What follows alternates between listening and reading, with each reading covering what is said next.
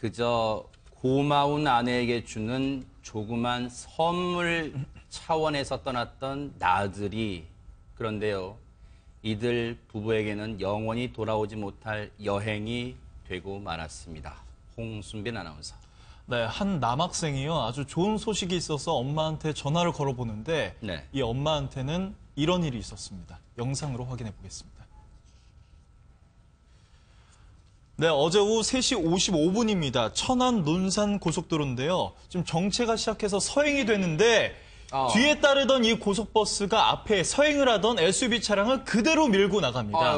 그래서 이 SUV 차량이 옆으로 튕겨나가면서 파편이 튀기고요. 네. 그런데 이 고속버스 멈추지 않고 계속해서 달려가가지고 여러 대, 무려 8중 추돌까지 일어나는 상황이 발생합니다. 아이고.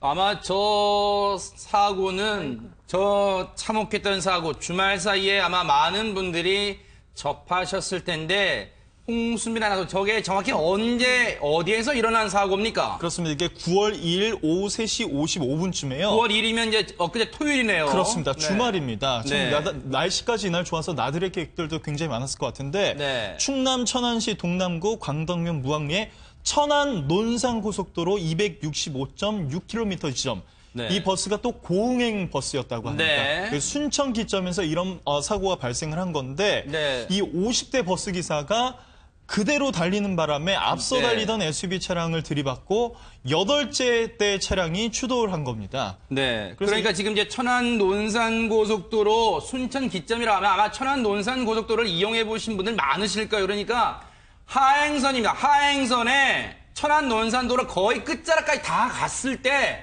다 가서 지금 사고가 난 거예요. 그런데 홍수빈 아나운서 지금 영상을 보면 네. 막 이 차들이 앞에 이 사고를 당한 SUV 차량은 서행을 하고 있었단 말이에요. 그렇습니다. 앞에 차량 정착에 있었던 걸로 보여요, 지금. 그렇습니다. 아무래도 이날 또 날씨도 좋아서 나들이객들이 많았을 것 같은데 네. 그렇다 보니까 좀 정체가 있었습니다. 아하. 그래서 굉장히 천천히 가고 있었고 앞에도 차량들이 많이 있었던 거죠. 네. 그런데 이 버스가 그대로 속도를 줄이지 않고 밀고 가는 바람에 굉장히 많은 차량이 피해를 보게 된 건데 네. 일단 그 SUV 차량, 네. 이 차량이 지금 1차로에서 2차로로 튕겨나가면서 2차로에 있던 또 다른 차량 3대가 피해를 입은 네. 거고요. 게다가 버스가 속도를 줄이지 않고 계속 앞으로 40m에서 50m를 나아가는 바람에 네. 또 앞에 있던 1차로에 있던 세대를 추가적으로 피해를 입힌 겁니다. 인명피해 정말 끔찍했을 것 같은데요. 네. 저 SUV 차량의 운전자는 어떻게 됐습니까? 그렇습니다. 이 SUV 차량 영상에서 보셨듯이 굉장히 많이 찌그러졌습니다. 진짜 형체를 알아볼 수가 없어요, 차량연에. 그렇습니다. 그래서 이제 운전석과 조수석에 부부가 타고 있었는데 아이고, 네. 너무나 안타깝게도 네. 이 부부가 목숨을 잃고 말았습니다. 아이고, 그 부부, 그 처음에 들이받친 SUV 차량에 타고 있던 부부는 정말 안타깝게도 목숨을 잃었고요. 그 차량이 2차로로 튕겨져 나가면서 나머지 차량도 연쇄 추돌이 일어났는데 나머지 부상도 많을 것 같은데요, 지금요. 그렇습니다. 이제 나머지 부상은 이제 9명. 다행히 목숨은 잃지는 않았지만 아이고, 네. 지금 9명이 또 추가적으로 부상을 입어서 지금 병원 치료까지 받은 상태라고 합니다. 근데 이 교수님, 진짜 네. 대체 저런 사고는 저희가 아마 몇 주 전에도 전해서 들었잖아요. 근데 저게 지금 원인이 뭘까요? 지금 사고 원인이. 글쎄요, 지금 버스를 보시면 뒤에 브레이크 등이 들어와 있지 않은 거를 우리가 볼 수가 있는데 아하, 저게 네. 아마도 네. 빠른 속도로 달려오던 버스의 운전자가 졸음 운전을 한 게 아닌가 하고 경찰은 현재 추정을 하고 있습니다. 아하. 앞에서 이제 서행이 이루어지니까 결국 브레이크를 밟아야 되는 순간에 아하. 졸고 있으니까 그냥 전속력으로 앞에 차를 들이받아가지고 지금 아이고. 6대가 충돌하는 이런 이제 큰 사고를 일으킨 걸로 보이는데요. 네네. 결국은 또 다른 이제 운전자 졸음 운전이 네. 이제 문제이다 이렇게 볼 수밖에 없겠죠. 물론 이 교수님 말씀처럼 아직까지는 졸음 운전인 것으로 경찰은 조심스럽게 추정을 하고 있습니다만 네. 더 정확한 사고 원인은 경찰이 더 면밀하게 조사를 해봐야 될 것 같습니다. 아직까지는 지금 저 해당 차량 사고를 유발한 버스의 이 브레이크 등 후미에 브레이크 등이 들어오지 않는 것으로 봤을 때 졸음 운전일 가능성에 지금 경찰은 무게를 두고 있다고 하는데 저 사고를 당시 목격하신 분 얘기를 좀 들어보시고 이어가 보도록 하겠습니다. 제가 일단 천안에서 네. 3시 반에 출발해서 이 보령을 가려고 보령 쪽에 이제 바닷가 쪽으로 가려고 가는 길에 이제 아산을 경유해서 논산간 고속도로를 탔어요. 예. 타고서 1차로를 한 5분 정도 달리다가 정안 IC 터널 들어가기 전쯤에서 갑자기 차가 이제 서행이 되더라고요. 정차가 좀 되더라고요. 그래서 가다가 저는 1차로를 가다가 앞에 차가 이제 서행이 되니까 사선을 2차로로 바꿨어요. 예. 바꾸자마자 1초도 안 돼서 뒤에서 이제 버스가 쾅 하면서 그냥 밀어버린 거거든요. 앞을 쭉. 정말요. 이분도 이 사고를 목격하신 이분도 지금요. 정말 이런 표현은 진짜 그렇습니다만은 정말 자칫 잘못하면 큰 화를 당하실 뻔한 그런 순간이었습니다. 그런데 지금 홍수민 아나운서 지금 영상을 보면 많은 차들이 튕겨져 나가면서 부상자도 많이 발생했는데 지금 이제 이 앞서 말씀드린 대로 처음에 들이받친 차량은 SUV 차량인데 거기에 타고 있던 부부가 숨졌는데 네. 그들 부부 지금 나들이를 가던 중이다. 지금 이런 보도가 있어요. 그렇습니다. 이 부부를 잠시 소개를 해드리자면요. 네. 2000년에 결혼을 해서 아하. 뭐 가정 형편이 그렇게 좋지는 않았던 것 같습니다. 아, 네. 남편은 전기설비 근로자로 일하고 있었고요. 네. 이 아내는 피자 가게에서 7년 동안 일하고 있었습니다. 아하. 그런데 이 아내가요. 일을 하면서도 이 병을 앓고 있는 시아버지를 모셨다고 합니다. 아하. 그런데 올해 이 아버지가 돌아가신 거예요, 시아버지가. 네. 그래서 남편이 둘만의 여행을 하자며 네. 여수로 놀러 가던 길이었는데 세상에. 여기서 이런 끔찍한 사고가 발생을 한 거죠. 아, 세상에. 이 아내가 정말 이 남편에게는 아버지잖아요. 남편이 볼 때는 아버지를 그렇게 지극정성으로 병수발을 했던 아내가 고마워서 아버지 돌아가신 다음에 그동안 아내에게 고마웠던 마음을 조그만 이 선물이나마 표하려고 여수행 나들이에 올랐다가 이런 참변을 당하고 말았습니다. 그런데 홍수민 아나운서 이들 부부에게는 자식들도 있을 거 아닙니까? 그렇습니다. 이 숨진 부부에게는요. 이 아들과 딸, 16살 된 아들과 12살 된 딸이 있었습니다. 세상에. 그런데 이 아들이 너무나 기특하게 공부를 하면서도 엄마는 계속 공부를 하라고 하는데 아들이 가정 형편에 보탬이 되겠다며 아르바이트 면접을 봅니다. 그런데 네. 이날 네. 면접을 합격을 해서 너무나 기쁜 마음에 엄마한테 전화를 했는데 아이고. 엄마가 전화를 안 받았다는 거죠. 아이고. 그 사이 이런 끔찍한 사고가 난 겁니다. 세상에. 게다가요 또 아버지는요 네. 이날 출근을 또 했다고 합니다. 네. 그러니까 정말 어렵게 짬을 내서 아이고. 여행을 간 겁니다. 이 수원에 거주하는 이 부부인데요. 네. 이 아들의 얘기를 들어보니까 아버지가 이날 공사장 일을 끝내고 세상에. 오후에 짬을 내서 엄마와 여행을 간 건데 세상에. 이렇게 전화를 받지 않았다. 이러면서 더 안타까움을 더하고 있습니다. 토요일 오전 근무까지 다 마치고 공사장에서 짬을 내서 여수행 이 아내에게 여수를 보여주려고 구경시켜주려고 올랐던 나들이 여행길이 다시는 돌아오지 못할 길이 되고 말았는데 최명기 원장님 지금 이 남매가요 상당히 지금 다 성장했어요. 그런데 이 받아들일 충격이 지금 어마어마할 것 같습니다. 지금. 그러니까 전혀 이제 예상하지 못한 상황에서 일어나게 된 거고요. 그런 다음에 사고의 어떤 내용도 진짜 허망하기 그지없고요. 네. 그리고 고등학생이면은 아직 굉장히 이제 어리거든요. 그리고 또 그 밑에는 이제 또 본인이 책임져야 될 또 동생도 있는 걸로 알려져 있어요. 네. 그렇기 때문에 지금은 당장 지금도 어쩔 줄 모르는 진짜 멍한 상태이겠지만 네. 앞으로 또 시간이 지나면 지날수록 부모님의 빈 공간은 조금 좀 더 커질 것만 같아요. 네. 지금요, 이 숨진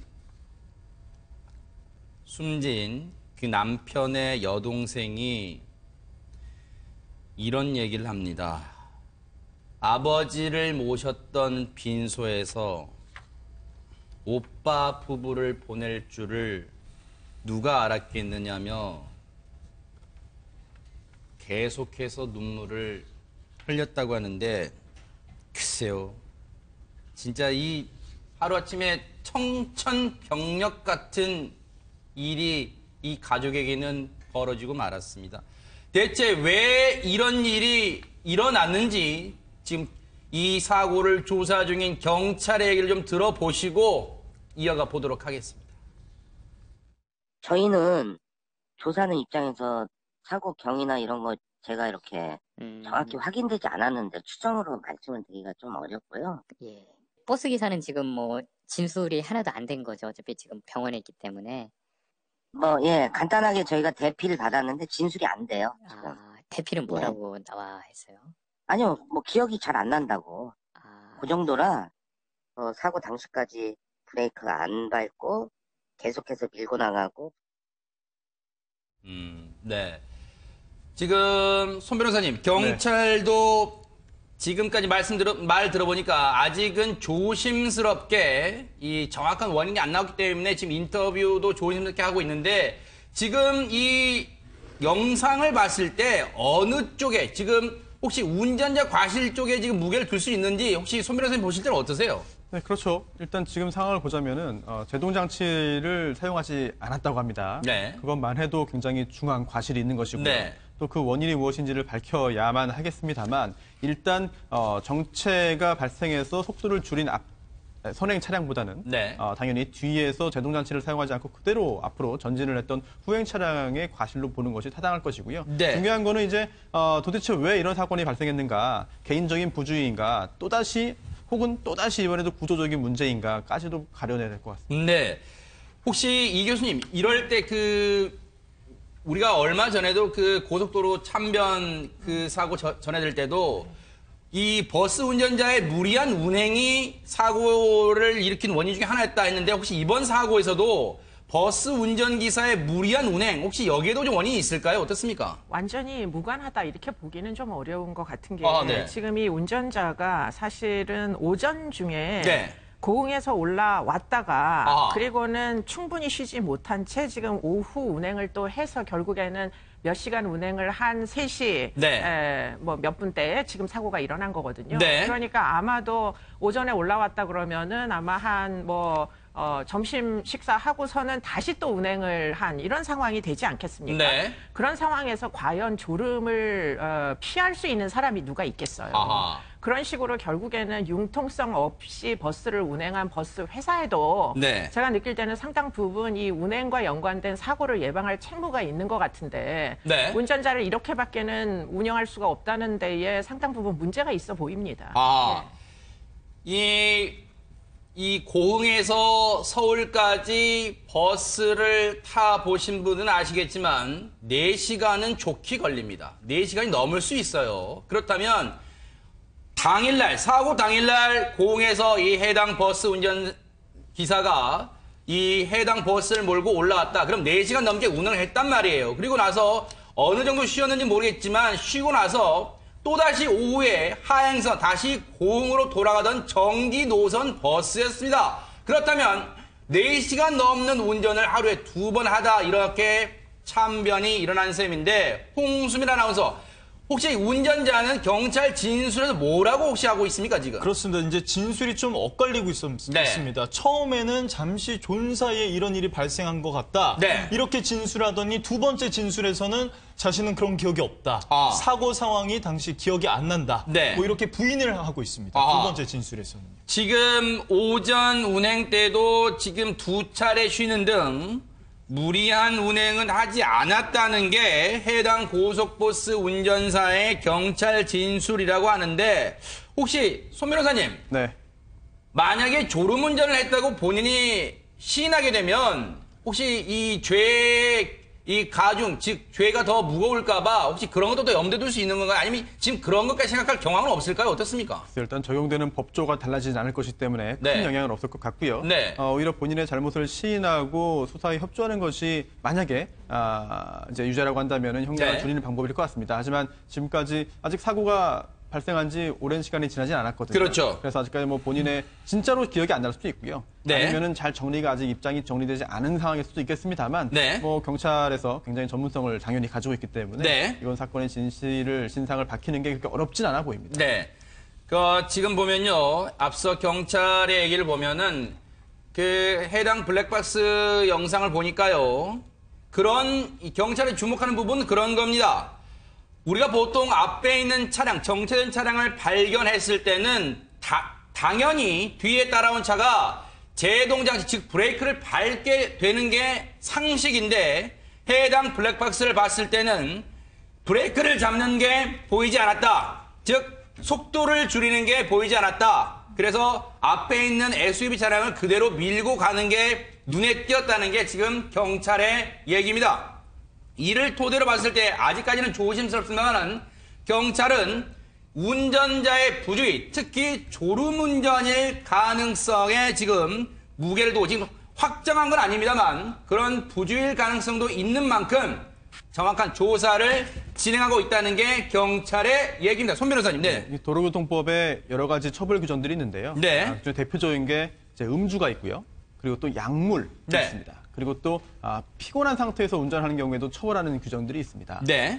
이런 것들이 바로 운전에 굉장히 여러 가지 악영향을 미치고 다른 운전자에게 위해를 줄 수 있기 때문에 도로교통법에서 그렇게 하지 말아라. 라고 하고 있고 그렇게 했을 경우에 처벌하는 것인데요. 네. 이번 사건 같은 경우 당연히 운전자에 대한 그런 그 음주 측정 등도 이루어졌을 거예요. 네. 그런데 그런 이야기들이 들리지 않는 것을 볼 때 음주 또는 약물의 가능성은 현재로서는 배제해야 될 것 같습니다. 네. 그렇다면 이제 그 졸음 또는 피곤한 상태의 가능성이 있기 때문에 경찰에서 그 부분에 좀 무게를 두고 있지 않나 그렇게 생각됩니다. 그런데 저 사고도 정말 참혹합니다만 홍순빈 아나운서 네. 9월 2일 그저께 전날 또 다른 곳에서도 교통사고가 참혹한 교통사고 많이 일어났죠? 그렇습니다. 지금 좀 전에 말씀하셨던 것처럼 수도권에서 고흥까지 3-4시간, 4시간 정도 네. 걸린다고 하는데 참 아이러니하게도 이 3-4시간 간격을 두고 2건의 사고가 더 있었습니다. 9월 1일 같은 날입니다. 네. 오전 11시 10분에요. 네. 경부고속도로 서울 방향 안성휴게소 인근에서 네. 서행하던 고속버스를 뒤따르던 다른 버스들이 네. 들이받아서 아이고. 사중 추돌 사고가 발생을 합니다. 네. 그래서 이 사고로 버스 기사가 숨지고요. 네. 승객 4명이 다칩니다. 아이고. 그리고 4시간 정도 있다가 오늘 이제 처음에 소개해드린 사건이 발생을 한 거죠. 네. 그리고 또다시 4시간 후, 네. 그러니까 9월 2일 오후 8시 15분쯤에 네. 경기 오산시 이번에도 경부고속도로 아하. 오산 IC 진출입 램프 서울 방면 도로에서 네. 고속버스가 중앙선 연석을 넘습니다. 그래서 반대편 차도로 뛰어들어서 네. 연쇄 오중 충돌이 발생을 하게 된 건데 아이고, 네. 이 사고로 승용차 운전자 등 5명이 부상을 입었습니다. 네. 그런데 실제로 보니까 더 사고가 위험할 수 있었던 게 네. 이 추돌 차량에는 110여 명이 타고 있어서 아이고. 자칫했으면 대형 사고로도 이어질 뻔했던 네. 거죠. 이 사고 버스 기사도 그런 얘기를 합니다. 잠깐 졸음운전해서 사고가 난 것 같다고 지금 본인이 얘기를 하고 있는데, 최명규 원장님, 지금 이런 소식을 접하면 시청자분들이나 국민분들이 이 고속도로에서 버스 공포증이 생길 것 같습니다. 네, 그렇기 때문에 저도 인터넷 검색하면서 댓글을 갖다 보니까요. 네. 많은 반응이 차라리 자율주행차가 더 안전하겠다는 거예요. 그리고 전방 경고도 역시 졸면 소용이 없으니까 네. 왜 빨리 전방 제동을 갖다 의무화하지 않느냐에 대한 비판 여론이 굉장히 많더라고요. 네. 저도요, 사실 휴가 기간에 운전을 여러 차례 해봤습니다만, 사실 이 기분을 저는 알 것 같아요. 이 시청자분들 느끼는 기분. 뒤에 이 백미러로요, 뒤에 버스가 다가오면, 차로를 바꿀까 말까 고민을 잠시 하게 되는 경우가 있는데, 많은 분들이 지금 고속도로상에서, 도로상에서 뒤에 버스가 다가올 때 공포증을 느끼실 것 같습니다. 그런데 손 변호사님, 네. 정부에서 아무리 대책을 마련해도 발표해도 이런 사고가 끊이지 않는 이유가 있습니까 혹시? 그렇죠. 일단 이번 사건의 원인이 무엇인지 정확히 밝혀야겠습니다만 네. 졸음운전의 가능성이 높다는 그런 전제로 말씀을 드리자면요. 네. 두 가지 원인이 다 있을 것 같아요. 첫 번째로는 제도적으로 이제 그 회사에서 버스 회사에서 이런 과중한 근로를 계속해서 종용 또는 강요하고 있는 것이 아닌가. 아하. 왜냐하면은 여러 가지 법적인 그런 규정들이 있습니다만 현재 완벽하지는 않고요. 네. 그리고 또 여러 가지 조치를 시행하고 있습니다만 아직까지 시범 단계에 머무르는 것이 많습니다. 네. 그렇다면 무리한 운행을 해야 이제 그 수지 타산을 맞출 수 있다라고 하는 생각을 버스 회사가 하지 않는가 그런 생각을 할 수 있겠고요. 네. 또한 이런 구조적인 문제뿐만 아니라 개인적인 부주의도 완전히 무시할 수 있는 건 아닙니다. 당연히 이런 구조적인 문제로 촉발된 개인적인 부주의든 아니면 그와 관계없이 이번 사건 네. 같은 경우에도 운전자는 충분히 휴식 취했다라는 말을 하고는 있거든요. 네. 그렇다면 운전자의 어떤 직업적인 소명의식에 약간 좀 오랜 기간 운전을 업으로 하다 보면 좀 무뎌지는 경우도 있지 않겠습니까? 네. 그런 개인적인 부주의 또는 개인적인 그런 잘못들이 결합되어 있을 가능성이 네. 높은데 어쨌든 이번 사건 같은 경우에 경찰이 확실하게 가려서 혹시라도 그동안 유사한 사건들이 발생했던 그런 원인들이 또 반복된 것이라고 네. 한다면 시범 운영 기간을 좀 줄이거나 아니면 보다 강력한 그런 법적인 조치를 취해야 되는데 네. 계속 문제가 생기는데도 노력하겠다, 바꾸겠다 하면서도 바뀌는 게 없기 그러니까요. 때문에 매우 답답합니다. 물론요, 제도가 능사는 아닙니다. 운전자 스스로 조심을 해야 되는 게 일단 제일 중요한데, 졸음운전은요, 음주운전과 마찬가지입니다. 아차하는 순간에 상당한 큰 화를 불러일으킬 수 있다는 거 명심하시기 바랍니다.